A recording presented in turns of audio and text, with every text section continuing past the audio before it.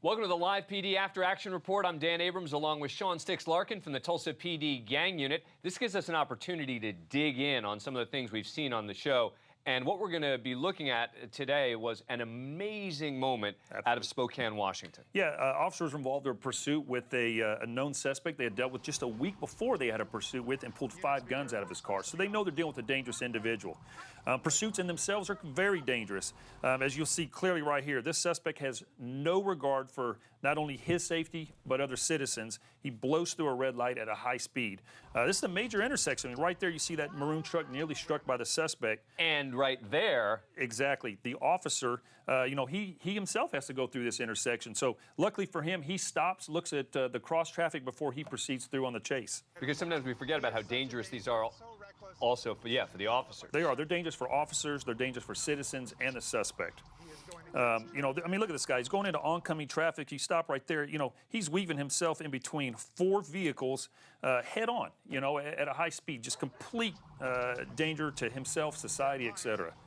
And I remember as we were doing this went on for a while. And here's where they try and get him, right? Right, as you mentioned, it went on for a while. He's dangerous. He's already shown these things where he's not concerned about anybody's safety. So they want to try to stop it as safely as possible.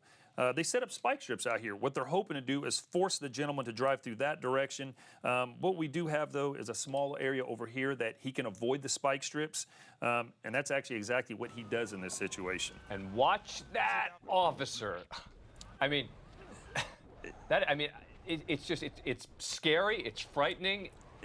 I remember watching this when it happened. Yeah, it's insane. I mean, he had to jump into the trunk of his own vehicle to avoid being struck by this guy.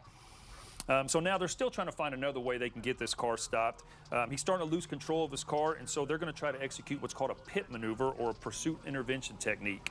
And basically what that is they want to try to strike the vehicle in the rear quarter panel of the suspect vehicle and spin it out, thus stopping the car. And this is a dangerous maneuver, actually not allowed in a lot of departments. That is correct. The department that I work for, the Tulsa Police Department, we actually don't do it there. We've never been taught it in my 21 years there.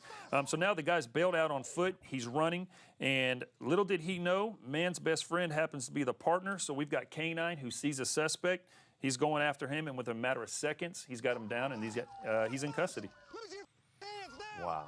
Yeah, that was quite a moment. Yeah, very dangerous. Because pursuits are so dangerous, there's actually even a lot of departments that don't allow pursuits. There's various different policies throughout the nation. All right, well, thanks for watching this edition of our After Action Report. Remember, Live PD's on live at 9 p.m. on Friday and Saturday nights on A&E. See you then.